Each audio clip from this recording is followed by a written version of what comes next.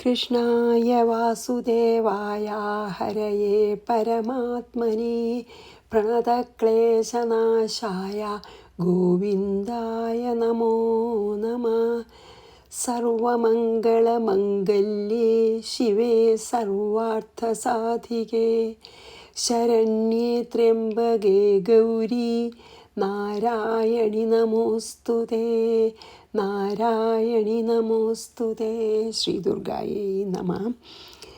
നമ്മൾ ഈ സുംഭൻ അവനവൻ്റെ കേമത്തങ്ങൾ പറയാൻ പറഞ്ഞത് അല്ലേ, അതായത് സുംഭൻ പറയാൻ പറഞ്ഞത് ഈ സുഗ്രീവൻ പറയുകയാണല്ലോ ദേവിയോട്. അപ്പോൾ ആ സുംഭൻ്റെ പിന്നെ അവനവനെയുള്ള ആ പുകഴ്ത്തൽ, അവനവൻ്റെ കേമത്തം പറയലാണല്ലോ നമ്മൾ കണ്ടത് കഴിഞ്ഞ ശ്ലോകത്തിൽ. ഒന്ന് പറഞ്ഞു, എനിക്ക് എല്ലാ രത്നങ്ങളുണ്ട്, പിന്നെ എൻ്റെ കയ്യിലാണ് പിന്നെ ഐരാവതം, ഗജരത്നം ആയിട്ടുള്ള ഐരാവതം ആ രത്നമുണ്ട്, പിന്നെ അശ്വരത്നമായിട്ടുള്ള ഉച്ചൈസ്രവസും എൻ്റെ സ്വന്താണപ്പോൾ എന്ന് പറഞ്ഞിട്ടാണ് നിർത്തിയത്. യാനി ചാന്യാനി ദേവേഷു ഗന്ധർവേഷു രഗേഷു ച രത്നഭൂതാനി ഭൂതാനി താനി മയ്യേവ ശോഭനേ.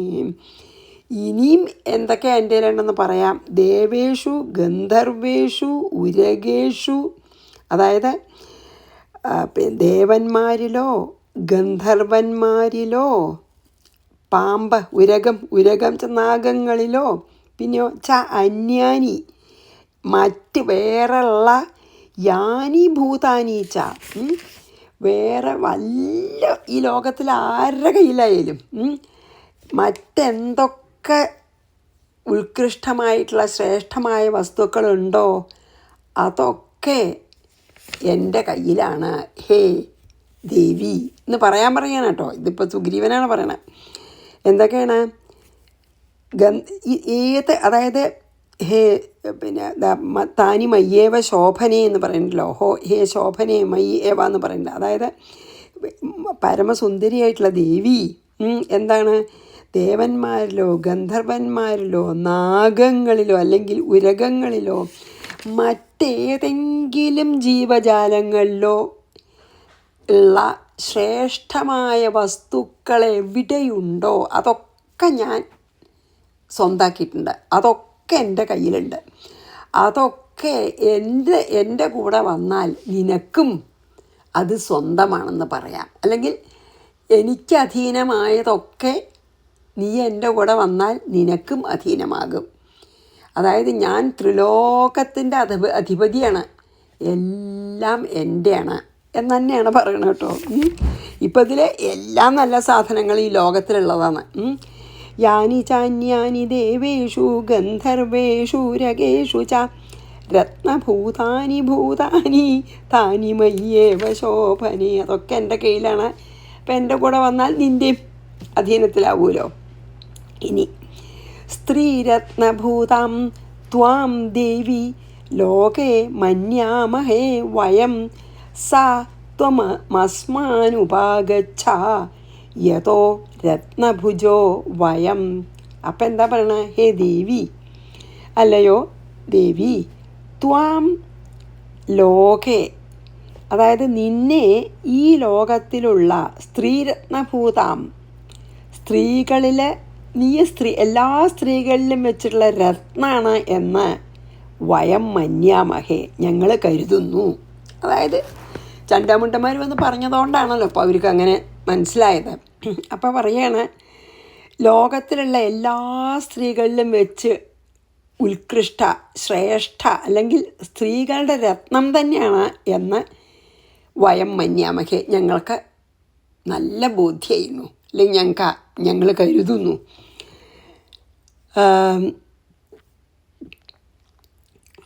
അതായത് രത്നം എന്ന് പറഞ്ഞാൽ എല്ലാവരും അട്രാക്റ്റ് ചെയ്യുമല്ലോ. അതാണ് സാ ത്വം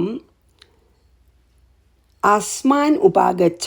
അതുകൊണ്ട് സ്ത്രീരത്നമായ ദേവി ഞങ്ങളെ പ്രാപിച്ചാലും, ഉപാഗച്ഛ ഞങ്ങളുടെ അടുത്തേക്ക് വന്നാലും, അതായത് ഞങ്ങൾക്ക് ദേവിയെപ്പോലൊരു സ്ത്രീരത്നം വേറെ ഇല്ല എന്ന് ബോധ്യമായിരുന്നു. പിന്നെ ഞങ്ങൾ അത്ര ഈ ത്രിലോകാധിപതിയാണ് ഞാൻ. അപ്പോൾ ദേവി സ്ത്രീരത്നമായ ദേവി ഞങ്ങളുടെ അടുത്തേക്ക് വന്നാലും ഉപാഗച്ഛ അല്ലെങ്കിൽ ഞങ്ങളെ പ്രാപിച്ചാൽ യതഃ വയം രത്നഭുജ എന്താച്ചാൽ ഞങ്ങളാണ് ഈ രത്നം അനുഭവിക്കാൻ അർഹതയുള്ളവർ. എന്താ കാരണം വെച്ചാൽ രാജാക്കന്മാർക്കാണ് രത്നം അനുഭവിക്കാനുള്ള ഒരു ഇതെന്നുണ്ടേ. അതായത് രാജാനോ രത്നഭുജം എന്നൊരു പറയലുണ്ട് അത്രേ. അപ്പോൾ എന്തുകൊണ്ട് നോക്കിയാലും ഞങ്ങളാണ് സ്ത്രീരത്നമായിട്ടുള്ള നിന്നെ അനുഭവിക്കാൻ ഏറ്റവും അർഹതയുള്ള ആൾക്കാർ ലോകത്തിൽ. കാരണം ത്രിലോകാധിപതിയാണ്. വേറൊരാൾക്കും നിന്നെ അങ്ങനെ അധികാരമില്ല. മാത്രമല്ല നീ സ്ത്രീരത്നമാണ്, ലോകത്തിലത്തെ എല്ലാ സ്ത്രീകളിലും വെച്ച് രത്നമാണ്, ശ്രേഷ്ഠയാണെന്ന് ഞങ്ങൾക്ക് ബോധ്യമായി. ഞങ്ങളാണെങ്കിൽ ത്രിലോകാധിപതിയാണേനും അപ്പം എന്തുകൊണ്ടും ചേരും. അതുകൊണ്ട് ഞങ്ങളുടെ കൂടെ വന്നാലും ഞങ്ങളൊക്കെ നിന്നെ അനുഭവിക്കാൻ തികച്ചും അർഹതയുള്ളവരാണ് ഞങ്ങൾ എന്നാ പറഞ്ഞ്. സ്ത്രീരത്നഭൂതാം ത്വാം ദേവി ലോകേ മന്യാമഹേ വയം സാ ത്വമസ്മാനുപാഗച്ഛ യതോ രത്നഭുജോ വയം. നമുക്ക് ശരിക്കും ഇതിൽ രജോ ഗുണത്തിൻ്റെ പൂർണ്ണത കാണാം ഈ സുംഭൻ്റെ വാക്കുകളിൽ. കാരണം അത്ര അഹങ്കാരം ഉണ്ടാവും. രജോ ഗുണം ഉള്ളവർക്ക് വളരെ രജോ ഗുണ പ്രധാനികളാണെങ്കിൽ വളരെ അഹങ്കാരം ഉണ്ടാവും. നോക്കൂ, അവനവന് എത്ര മൂക്ക് കീഴ്പ്പെട്ടായിട്ടുള്ളവരെല്ലാം തന്നേക്കാളും മോശമാണെന്ന് വിചാരിക്കുക എന്നൊക്കെ പറയുമല്ലോ നമ്മൾ. അതുപോലെയാണ്, തന്നോളം കേമ ആരും ഇല്ല എന്ന് തന്നെയാണ്. അത്ര അഹങ്കാരമുണ്ടേ. രജോ ഗുണ പ്രധാനിയാണെന്നുള്ളത് നമുക്ക് മനസ്സിലാവും. മാം വാ മമാനുജം വാപി നിസുംഭമുരു വിക്രമം ഭജത്വം ചഞ്ചലാപാംഗി രത്നഭൂതാസി വൈ യതഃ. പിന്നെന്താണ് ചഞ്ചലാപാംഗി? അതായത് എല്ലാ അവയവങ്ങളും ഒരുപോലെ സൗന്ദര്യമുള്ളതാണെന്ന് പറഞ്ഞുവല്ലോ ഇതിനു മുമ്പേ. സർവാംഗ സുന്ദരി എന്നൊക്കെ പറഞ്ഞില്ലേ. അപ്പം അതാണ് ചഞ്ചലാപാംഗി. അല്ലയോ എല്ലാ അവയവങ്ങളും ഒരുപോലെ സൗന്ദര്യമുള്ളവളെ, ത്വം വൈ രത്നഭൂത അസി യതഃ അതഃ മാം വാ ഭജ.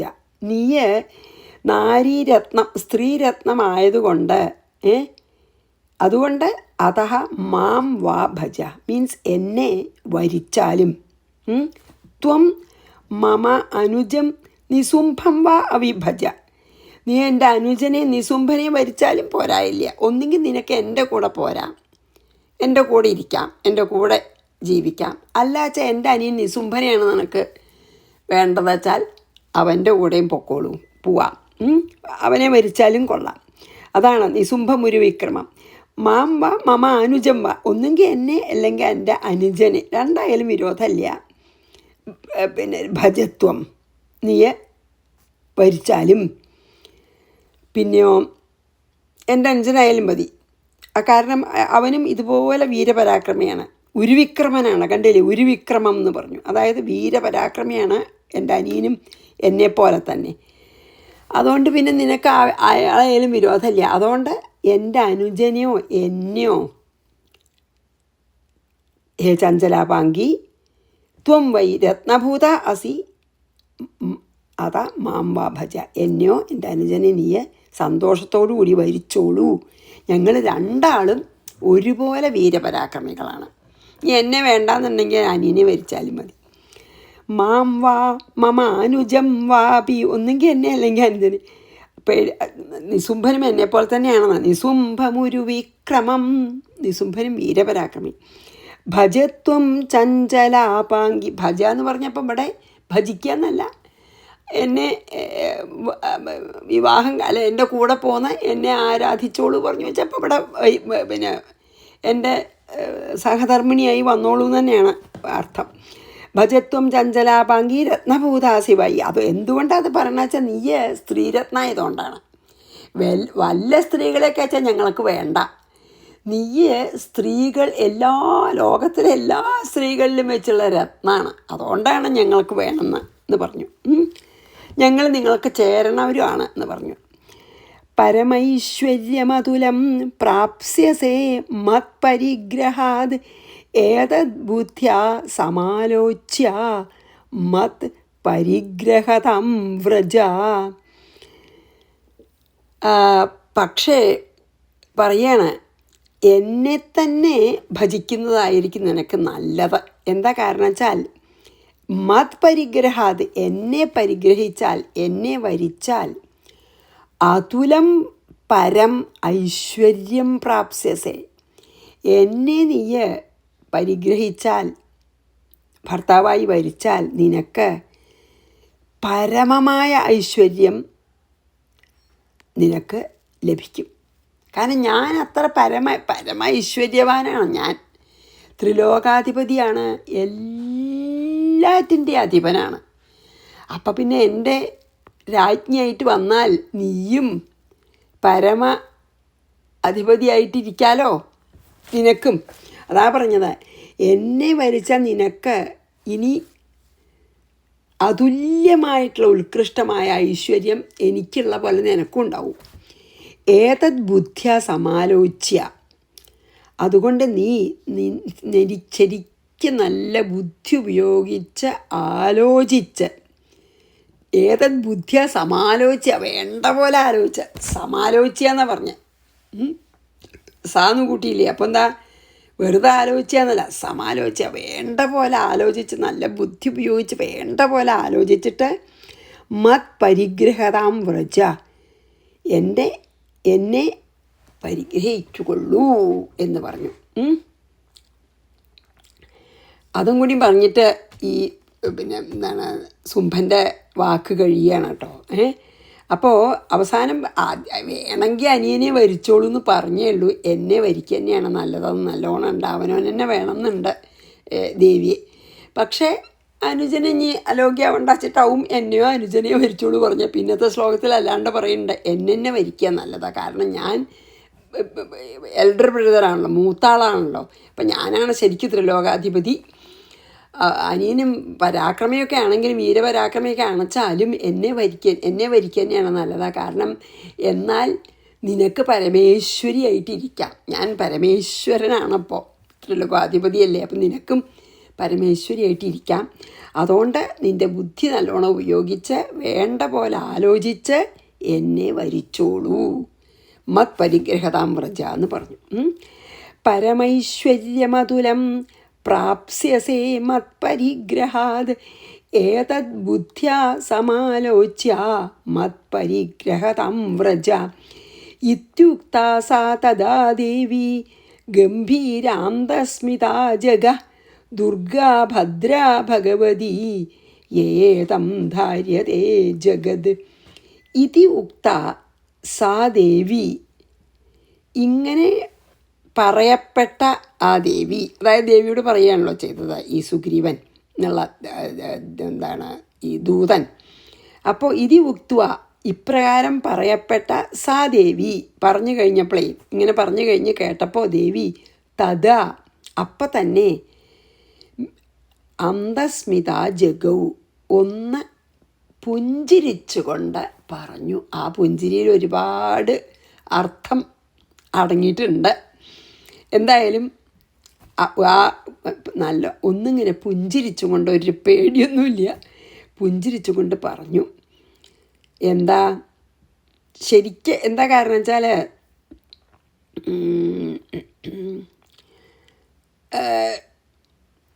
എന്താണ് ചിരിച്ചു എന്ന് പറഞ്ഞുവല്ലോ അല്ലെ. ഗംഭീരാന്തസ്മിത ജഗ.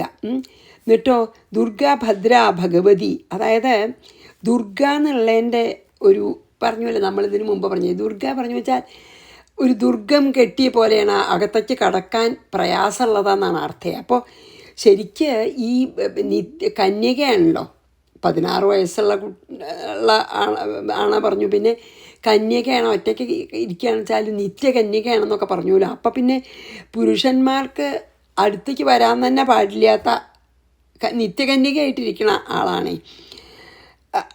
അതുകൊണ്ടാണെന്നാൽ ചിരിച്ചതെന്ന് വേണമെങ്കിൽ വിചാരിക്കാം. അല്ല, പിന്നെ ഭദ്രയാണ്, അതായത് ഇങ്ങനെയൊക്കെ പറയുമ്പോൾ ദേഷ്യമൊന്നും കാണിക്കാത്ത, എപ്പോഴും ഭദ്ര മംഗളപ്രദയാണ്, ഭഗവതിയാണ്, ഷഡൈശ്വര്യങ്ങളും തികഞ്ഞവളാണ്. യയാ ഇതം ജഗത് ധാര്യതേ. മാത്രമല്ല ഈ ഭഗവതിയാണ് ജഗത്തിനെ ധരിക്കുന്നത്. മീൻസ് ഈ ജഗത്തിൻ്റെ മുഴുവൻ ആധാരം, ജഗത്തിൻ്റെ സബ്സ്ട്രാറ്റം ആണ്. നമ്മൾ പറഞ്ഞുവല്ലോ അത് അങ്ങനത്തെ ദേവിയാണ്. അതുകൊണ്ട് ദേവിയുടെ ആ പുഞ്ചിരിയുടെ അർത്ഥം എന്താണെന്ന് നമുക്ക് ഊഹിക്കാവുന്നത്. അതായത് ദേവി പുഞ്ചിരിക്കാൻ കാരണം എന്താ അറിയോ? ഇതൊന്നുമല്ല ഞാൻ ദുർഗയാണ്, എന്നെ പ്രാപിക്കാൻ എളുപ്പമല്ല എന്ന് വിചാരിച്ചിട്ടല്ല. ഞാൻ ഭദ്രയാണ്, അതുകൊണ്ട് എപ്പോഴും ഭദ്രമായിട്ടുള്ള മുഖഭാവേ പാടുള്ളൂ, അതുകൊണ്ട് ഇവൻ ഇങ്ങനെയൊക്കെ പറഞ്ഞാലും ചിരിച്ചതാണെന്ന്. ഒന്നുമല്ല. എന്താണ് ദേവിയുടെ പുഞ്ചിരിയുടെ രഹസ്യം അറിയോ? ഇപ്പോൾ അവതാരത്തിൻ്റെ ഉദ്ദേശം നടക്കാൻ പോവുകയാണ്. അസുരന്മാരുടെ കാലം വിപരീതമായി തുടങ്ങി, ദേവന്മാരുടെ കാലം അനുകൂലമായി തുടങ്ങി. എനിക്കിപ്പോൾ ഇനി ഈ ദുഷ്ടന്മാരെ ഹനിക്കാൻ ഒരു അവസരം വന്നിരിക്കുകയാണ് എന്നുള്ളിൽ വിചാരിച്ചിട്ടാണ് പുഞ്ചിരിച്ചതെന്ന് വേണമെങ്കിൽ പറയാം. അല്ലെങ്കിൽ ഇങ്ങനെ ലോകമാതാവ് ജഗജ്ജനനിയായ എന്നോടാണ് ഈ അസുരന്മാരിങ്ങനെ പറയണ എന്നാലോചിച്ചിട്ടും ആവാം. ഇതെനിക്ക് നല്ല അവസരമായില്ലോ, എന്തായാലും നന്നായി. ഞാൻ അവതാരിച്ച ദേവന്മാരുടെയും ബ്രഹ്മാവിൻ്റെയും പ്രാർത്ഥന അനുസരിച്ച് ഞാൻ അവതരിച്ചുല്ലോ. അതിൻ്റെ ആ ഉദ്ദേശം ഇപ്പം എനിക്ക് സഫലാക്കാൻ പറ്റൂലോ, അതിനുള്ള സമയമായി എന്ന് വിചാരിച്ചിട്ടും ആവാം എന്ന് പറയാണ്. ദുർഗയാണ് ശരിക്ക്. അപ്പം നിത്യകന്യകയാകുമ്പോൾ ഒരു പുരുഷനോ ആർക്കും അങ്ങനെ ഇതാവാൻ പാടില്ലല്ലോ. ഭദ്ര ഭഗവതിയാണ്. മാത്രമല്ല ഈ ലോകത്തിനെ മുഴുവൻ ധരിക്കുന്ന ദേവി ജഗജ്ജനനിയാണല്ലോ. ആ ജഗജ്ജനനി ഇങ്ങനെ ഒന്ന് മന്ദസ്മിതം ചെയ്തു. അതിന് വലിയ അർത്ഥമാണ്. എനിക്ക് സമയം വന്നു അസുരന്മാരെ ദുഷ്ടന്മാരെയൊക്കെ കൊന്ന് ഈ ശിഷ്ടന്മാരെ രക്ഷിക്കാനും ഭൂമിയുടെ ഭാരം കുറയ്ക്കാനും സ്വർഗം ദേവന്മാർക്ക് തിരിച്ചു നൽകാനും ഒക്കെയുള്ള സമയമായി എന്നാലോചിച്ചിട്ടും തിരിച്ചിരി മന്ദസ്മിതം തൂകിയിട്ടുണ്ടാവാം. ഇത്യുക്ത സാ തഥാ ദേവി ഗംഭീരാന്തസ്മിതാ ജഗൗ ദുർഗാ ഭദ്രാ ഭഗവതി ഏതം ധാര്യതേ ജഗൽ. ഇനി സത്യമുക്തം ത്വയാ നാത്ര മിഥ്യാ കിഞ്ചിൽ ത്വയോദിതം ത്രൈലോക്യാധിപതി ശുംഭോ നിശുംഭശ്ചാപിതാദൃശ. ദേവിയുടെ ഉത്തരം ഒന്ന് കേൾക്കേണ്ടതാട്ടോ. ത്വയാ സത്യമുക്തം, നീ പറഞ്ഞതൊക്കെ ശരി തന്നെ. അതായത് ശുംഭനും നിശുംഭനെയും പോലെ ശ്രേഷ്ഠന്മാരായിട്ടും ഇത്രയും വീരപരാക്രമികളായിട്ടും ആരുമില്ലെന്നും അവരൊരു ത്രിലോകാധിപതികളാണെന്നും അവരുടെ കയ്യിലില്ലാത്ത രത്നങ്ങളൊന്നുമില്ല എന്നൊക്കെ നീ പറഞ്ഞത് മുഴുവൻ സത്യം. അത്ര ത്വയാ ഉദിതം കിഞ്ചിത് ന മിഥ്യ. നീ ഇവിടെ പറഞ്ഞതൊന്നും എല്ലാം സത്യമാണ്, ഒരസത്യമേ ഇല്ല. പറഞ്ഞത് മുഴുവൻ സത്യമാണ്. നീ ഒരസത്യവും പറഞ്ഞിട്ടില്ല. ദൂതനോട് പറയുക, ശുംഭ ത്രൈലോക്യാധിപതി. ശുംഭൻ, നീ പറഞ്ഞ പോലെ ശുംഭൻ ത്രൈലോക്യാധിപതിയാണ്. നിശുംഭാച്ച പിതാദൃശ. നിശുംഭനും അങ്ങനെ തന്നെ പറഞ്ഞ പോലെ വീരപരാക്രമിയൊക്കെയാണ്. അതൊക്കെ ഞാൻ സമ്മതിച്ചു. സത്യമുക്തം ത്വയാ നാത്ര മിഥ്യാ കിഞ്ചിൽ ത്വയോദിതം ത്രൈലോക്യാധിപതി ശുംഭോ നിശുംഭശ്ചാപിതാദൃശ. രണ്ടാളും ഒരുപോലെ കേവന്മാരാണ്, ത്രൈലോക്യാധിപതികളാണ്. നീ ദൂതനോട് പറഞ്ഞു. ദൂതൻ പറഞ്ഞതിലൊന്നും ഒരു തെറ്റുമില്ല, ഒരു അസത്യമില്ല. ക്വിം തത്ര യത് പ്രതിജ്ഞാതം മിഥ്യാ തത്ക്രിയതേ കഥം ശ്രൂയതാമൽപബുദ്ധിത്വാത് പ്രതിജ്ഞായാ മയാ കൃത. പക്ഷേ ഇപ്പം എന്നെ അങ്ങോട്ട് കൂട്ടിക്കൊണ്ടുപോകാനാണല്ലോ വന്നെന്ന്. പക്ഷേ എനിക്കൊരു പ്രയാസമുണ്ട്. എന്താ പ്രയാസം? കിം തു, ഒരു ബുദ്ധിമുട്ടുണ്ട്. എന്താ? അത്ര മയാ യത് പ്രതിജ്ഞാതം. ഇക്കാര്യത്തിലുണ്ടല്ലോ ഞാൻ പണ്ടൊരു പ്രതിജ്ഞ എടുത്തു. തത് കഥം മിഥ്യാക്രിയതേ. അതിനെ ഞാൻ ആ പ്രതിജ്ഞ എങ്ങനെ പാലിക്കാതിരിക്കും? ആ പ്രതിജ്ഞയെ എങ്ങനെ മിഥ്യയാക്കും? അല്ലെങ്കിൽ ആ പ്രതിജ്ഞയെ അസത്യമാക്കും? പാടില്ലല്ലോ. പ്രതിജ്ഞ നിറവേറ്റണ്ടേ? ഒരു കുഴപ്പമുണ്ട് എനിക്ക് കൂടെ വരാൻ. എന്താ വെച്ചോ, ഞാൻ പണ്ടൊരു പ്രതിജ്ഞ എടുത്തിട്ടുണ്ട്. ആ പ്രതിജ്ഞ നിറവേറ്റാതിരിക്കാൻ പറ്റുമോ? അല്ലെങ്കിൽ പ്രതിജ്ഞയാവില്ല. പ്രതിജ്ഞ പറഞ്ഞാൽ നിറവേറ്റണം. അത് മിഥ്യയാക്കാൻ പറ്റില്ല, അത് ശരിയല്ലാണ്ടാക്കാൻ പാടില്ല. അപ്പോൾ അല്പബുദ്ധിത്വാത് മയാ കൃത, ഞാൻ അത്ര ആലോചിക്കാതെ, അല്പബുദ്ധി പറഞ്ഞാൽ എന്താ, വേണ്ടത്ര ബുദ്ധി ഉപയോഗിക്കാതെ, ഞാൻ അത്ര വേണ്ടത്ര അറിവില്ലാതെയോ അല്ലെങ്കിൽ ആലോചിക്കാതെയോ അല്പബുദ്ധിത്വാത് മയാകൃത, ഞാൻ അത്ര ആലോചിക്കാണ്ടേ അല്ലെങ്കിൽ വേണ്ടത്ര ബുദ്ധി ഉപയോഗിക്കാതെ ഞാൻ ചെയ്തു പോയ ആ പ്രതിജ്ഞ ഉണ്ടല്ലോ, യാ പ്രതിജ്ഞ സശ്രൂയതാം, അതെന്താ പ്രതിജ്ഞ എന്ന് ഞാൻ പറയാം, കേട്ടോളൂ. എന്താ ദേവി പറഞ്ഞത്? നീ പറഞ്ഞതൊക്കെ ശരി. ഇപ്പം നീ എൻ്റെ കൂടെ വരാനും പറഞ്ഞു, അല്ലെ നിങ്ങളുടെ കൂടെ വരാനും പറഞ്ഞു അവരുടെ അടുത്തേക്ക്. ശരി, പക്ഷേ എനിക്കങ്ങനെ ചെയ്യാൻ പറ്റില്ല. എപ്പോൾ എന്താ വെച്ചാൽ ഒരു ബുദ്ധിമുട്ടുണ്ട്. ഞാൻ പണ്ട് അത്ര ആലോചന, വീണ്ടും വിചാരമില്ലാതെ, അത്ര ആലോചിക്കാതെ, വരും വരായകളെപ്പറ്റി വേണ്ടത്ര ആലോചിക്കാതെ ഞാൻ ഒരു പ്രതിജ്ഞ ചെയ്തു. അത്ര ബുദ്ധി ഉപയോഗിക്കാതെ തന്നെ പറയണം. ആ പ്രതിജ്ഞ എന്താണെന്ന് ഞാനിപ്പോൾ പറയാം, നീ കേട്ടോളൂ. സുംഭനോട് പോയി പറയണമല്ലോ. കിം തത്ര യദ് കിം ത്വത്ര യത് പ്രതിജ്ഞാതം മിഥ്യാ തത്ക്രിയതേ കഥം ശ്രൂയതാം അല്പബുദ്ധിത്വാത് പ്രതിജ്ഞാ യാ മയാ കൃത. എന്താ പ്രതിജ്ഞ? അതാണ് ഞാൻ പറയണത് 79. യോ മാം ജയതി സംഗ്രാമേ യോ മേ ദർപ്പം വ്യപോഹതി യോ മേ പ്രതിബലോ ലോകേ സമേ ഭർത്താ ഭവേദിതി. ഇതാണ് എൻ്റെ പ്രതിജ്ഞ എന്ന് പറഞ്ഞ് ദേവി പറയുക. എന്താണ്? സംഗ്രാമേ എന്താ? യുദ്ധത്തിൽ. സംഗ്രാമേ യഹ മാം ജയതി, യുദ്ധത്തിൽ ആരാണ് എന്നെ ജയിക്കുന്നത്, അല്ലെങ്കിൽ ആരാണ് എന്നെ തോൽപ്പിക്കുന്നത്,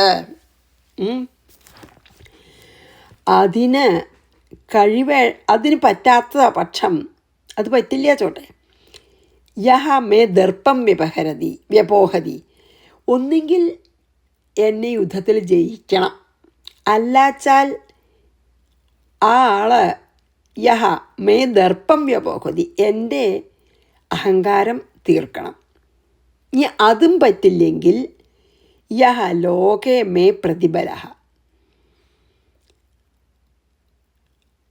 അതല്ലെങ്കിൽ എൻ്റെ അത്ര തന്നെ ശക്തിയുള്ള ഒരാളാവണം ആ ആള്.